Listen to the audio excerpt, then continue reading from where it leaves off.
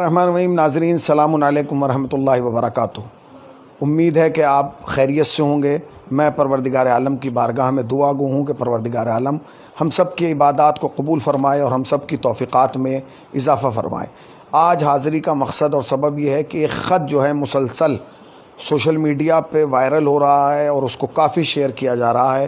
یقیناً ہماری قوم کے جوانوں اور بزرگوں اور بچوں کی نگاہوں سے وہ خط گزرا ہوگا، بعض نے اسے پڑھا بھی ہوگا اور بعض نے چونکہ اردو زبان میں ہے تو اس کو جو ہے وہ آگے بڑھا دیا ہوگا یا اس کو پڑھا نہیں ہوگا یا اس کو دیکھا نہیں ہوگا۔ خط جو ہے میں آپ کی خدمت میں دکھا دوں۔ خط یہ ہے، یہ خط جو ہے وہ جس لیٹر پیڈ پہ لکھا گیا ہے یہ مجلس علماء ہند دفتر امام بارگاہ غفرامآب چوک لکھنؤ ہے۔ یہ لیٹر پیڈ پہ یہ خط جو ہے حجت الاسلام والمسلمین مولانا کلب جواز صاحب قبلہ نقوی امام جمعہ شہر لکھنؤ کے نام ہے۔ لکھتے ہیں: باخدمت مولانا کلب جواز صاحب، سلام علیکم۔ شیعہ وقف بورڈ کی تشکیل نو کے سلسلے میں برابر آپ کے بیانات نظر سے گزر رہے ہیں۔ گزشتہ 20 اپریل کو لکھنؤ میں متولی کوٹے کے 2 امیدواروں کا انتخاب تھا۔ وقف بورڈ کے الیکشن میں 2 خیمے تھے، ایک آپ کا خیمہ، دوسرا وسیم رضوی مرتد لانتی کا خیمہ تھا۔ مجھے بہت افسوس ہے کہ آپ کو اپنے خیمے کا امیدوار بنانے کے لیے ایک زانی اور بدکردار شخص ہی نظر آیا۔ میرا آپ سے سوال ہے کہ کیا آپ کو 37 متولیوں میں امیدواری کے لیے صرف ایک زانی اور بدکار اشفاق حسین ضیاء ہی نظر آیا، جس کو زنا کے جرم میں پولیس گرفتار کر کے جیل بھیج چکی تھی اور وہ لڑکی میڈیا کے سامنے آ کر اپنے ساتھ ہوئی زبردستی کو بیان کر چکی تھی؟ آپ کے ایسے شخص کو نہ صرف وقف بورڈ میں الیکشن میں اپنا امیدوار بنایا بلکہ آپ نے اس کو اپنا ووٹ بھی دیا۔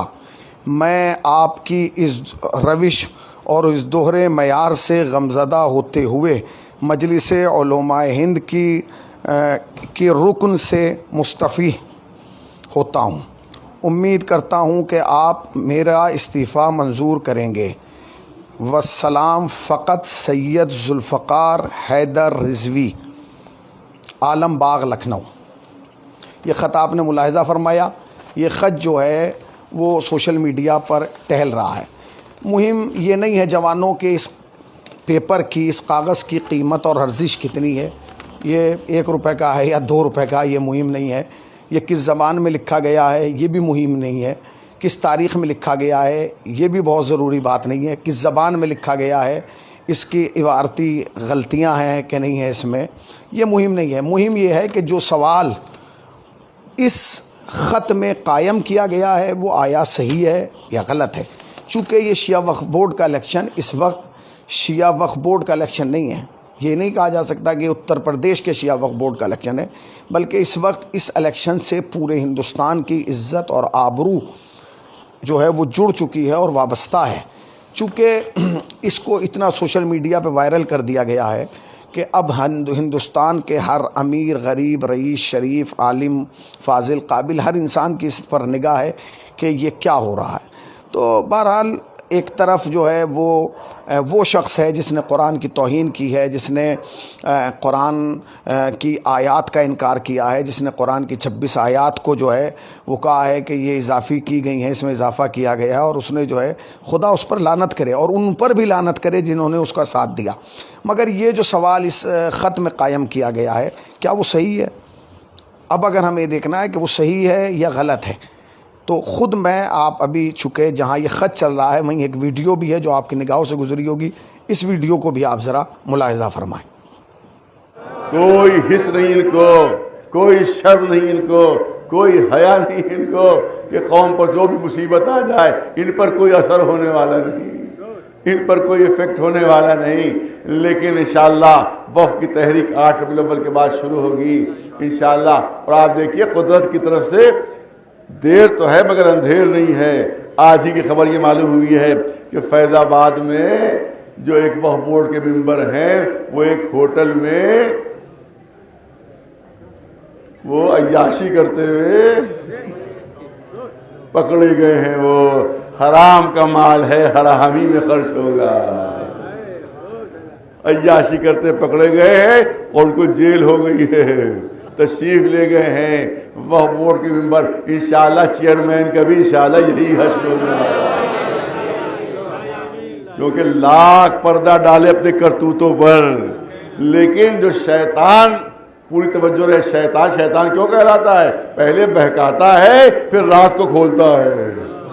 ایک سلمان بھیجے بتا، یہ جو ویڈیو آپ نے دیکھی ہے اس میں جو خطیب ہیں وہ آپ انہیں پہچانتے ہیں، آشنا ہیں، حجت الاسلام والمسلمین مولانا کلب جواز صاحب قبلہ، اور جس شخص کا تذکرہ کر رہے ہیں وہ یہی شخص ہے جسے اشفاق حسین ضیاء کہا جاتا ہے۔